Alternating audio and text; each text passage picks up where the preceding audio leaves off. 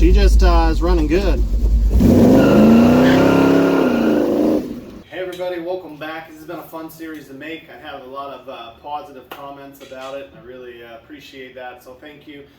Today's part is going to be more along the lines of speaking to a car owner, kind of viewing the car, just little tips and tricks on that, not full in-depth detail. We could do that later, and then some things to expect while you're driving the car, or they're driving you, but we'll get more into that in a minute.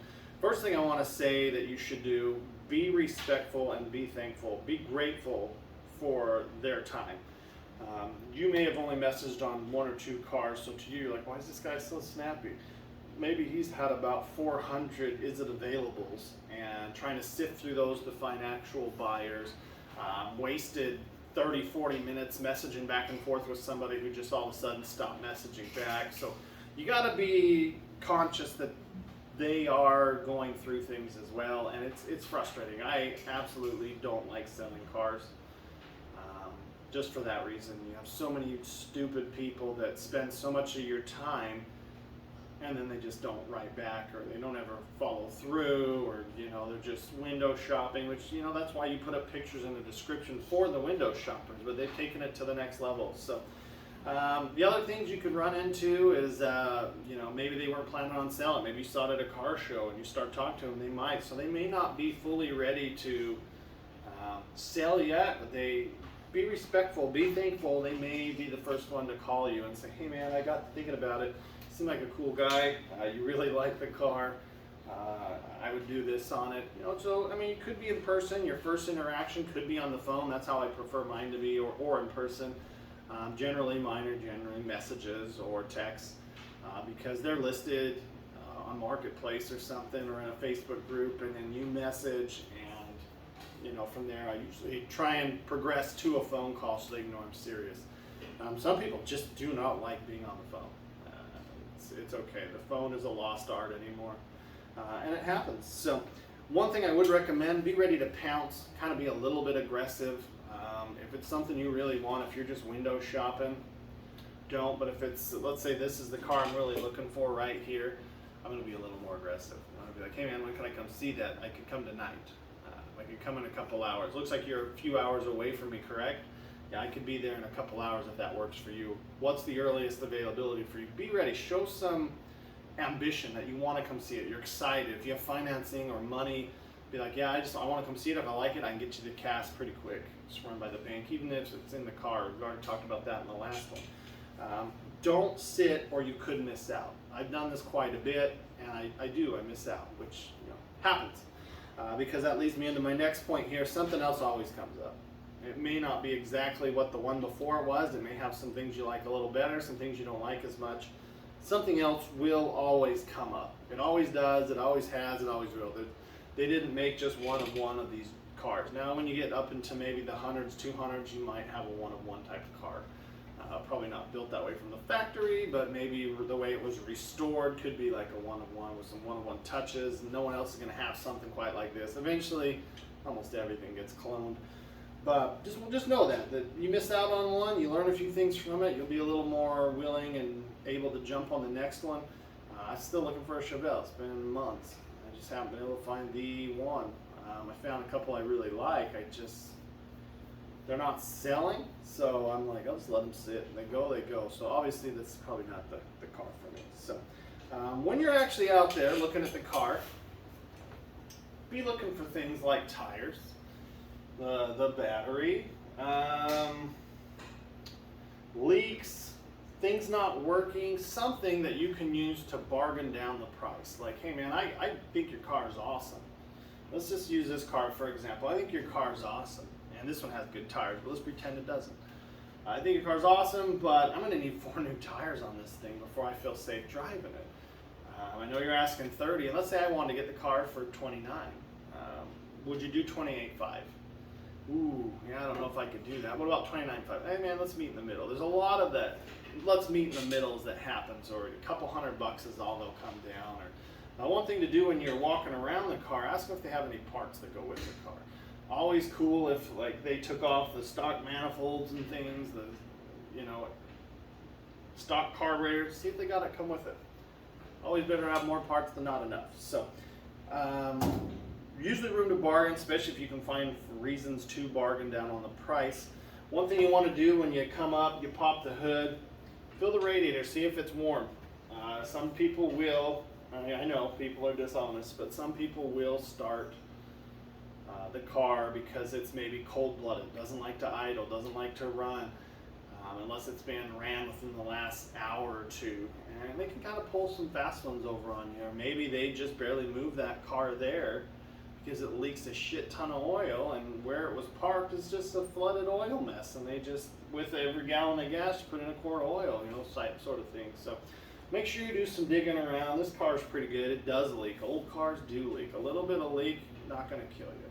Something you can fix probably, but it's not going to kill you. So just feel around for heat. You can touch around the side of the motor, but be careful, you could burn your hand. With that, if you see someone who's firm, generally they may have a little room to play. Firm to me has, I've still always been able to get a little bit of a deal. Everybody likes feeling like they're getting a deal. The people selling it like to feel like they're getting close to what they asked, and you like to feel like you're getting it less than what they're asking. So there's that little bit of room. Some people will not play ball at all. I usually understand or know what I'm going to before I go there. So let's say I'm talking to a guy about this car, and I'm like, all right, man, I can come see it tonight? Perfect. You got a little wiggle room in that? Perfect. Well, I can't wait to see it. I'm not talking over the phone. I just asked, do you have a little wiggle room in that? And then I'm going to deal with them in person so they can see, I really like this car. I'm a pretty decent human being. I will give this thing a good home, especially if they have a sentimental attachment. I may tell them what I plan to do to it. I may not. I just got to fill it up. If they're like, man, I kept this thing original bone stock, I'm probably not going to go, dude, I cannot wait to slam this thing, put some rims on it. I mean, they know you're going to make it your own, or at least you should. But if I have a guy here who's like, man, I started with the power, just ran out of money, ran out of time, health reasons, I bought another something, I don't know. That guy's probably going to be like, dude, man, this guy's going to finish my dream. He's going to put the wheels and tires and the suspension. I put the motor and trans in. So play your crowd, know your crowd, and speak to that. But usually there's a little wiggle room, even if it's just a couple $100. And sometimes, say you can't find anything wrong with the car, be like, okay, so let's say this Nova's perfect. Asking $50,000 for it. I'm like, all right, man, you take a little less? I just like to cover back some of my gas and time to get up here in the trailer rental. Always a possibility too there. So one thing that can really get you out of the good graces of someone selling the car, and I've had this happen where I did not sell to someone because I could not stand them. Lowball offers are a good way to get you in that cannot stand bucket. There's reasonable offers, and then there's lowball FU type of offers, and those are the ones that are going to get you in trouble. So just know that if I'm asking 30 and you ask, hey man, would you take 20? No, if I was going to take 20, I'd probably list it at 23, 22, 21, 25, somewhere in that range to get down that low. And by 25, I mean 20,500. Just know that's a big no-no. Maybe in person, if you get there and the car's a total pile, but you still want it, maybe be like, man, this is a lot rougher than your description said. Not trying to insult you or anything, but given the work it's going to need X, Y, and Z, I would give you X for it. And if they say no, then go on your way. So, test drives. This is another interesting one. I don't let people drive my car unless they have cash. I will take them for a ride. If I know who they are, I would let them take it. It's funny, you can meet some really amazing people when you're going to look at cars. I went and looked at a C10 owned by Bobby, a good friend of mine now, and he helped me with the Camaro. He talked me out of buying his truck and into bringing my Camaro up that he could just take a look at. So I ended up paying him for his time because, yes, he was helping me, but at the same time, there's a reason he has that knowledge and that skill, and it ought to be, he helped me out. That car runs, well, it does not run yet, but he fixed that issue, and it just keeps moving to the next issue. So what a great guy there. He's like, man, you don't need this. Let's get that Camaro going. Put the money that you're going to put into this, into that. And there's still days I wish I would have had that truck. It was a cool 350 5-speed truck, manual 5-speed. So, but test drives, you versus them. A lot of guys, especially with old cars like this, will not let you just take their car. They may let you take the car with them in it. They may take you for a ride until you have cash, and that should be looked at as a positive, because if the car's been for sale for a while and you've had 9 people out beating the living shit out of it, that's not good. Take advantage of that test drive, whether you're driving or not. And what I mean by that is, if you're in the passenger seat, make conversation. They've already driven the car, should have, and they can tell you little quirks about it. Like the headlights, don't pull it all the way out, just shy of that and everything runs. All the way out, doesn't work. Turn signals don't shut off when you go. Just little things like that you can discover. Plus you can be listening. You're more focused on listening and looking. You don't need to look out the window while you're going. You're watching inside the car, listening, feeling what you can feel in the passenger seat, looking for any thumps as you're going over bumps or whatever that shouldn't feel like that. You'll come back with cash, and then you'll get to drive in the driver's seat, and then you can be more for the feel. Like, hey, how's the gas pedal feel? How's the clutch feel? How the brakes feel? How's the steering feel? Is there like so much slop in it that you'll have your chance. No one's going to make you buy the car before you can test drive it, but they may make you have cash, or they may meet you at a bank and see that you're approved for the loan, or everybody's a little different. Plus, if you're respectful and thankful for their time and everything, they're more likely for them to let you do things. So, like, drive it, idle it up. If they have a lift, put it up on the lift, those kind of things. So hopefully this helped you out. The next one we'll probably do an after purchase video. I would love to do a walk around video of things you can look for, but there's just, each car is different. You might have a carbon fiber, which the magnet trick doesn't work on.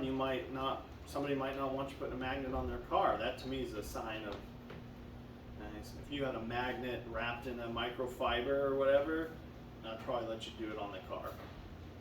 Just saying. But anyways, thanks for the support on this one.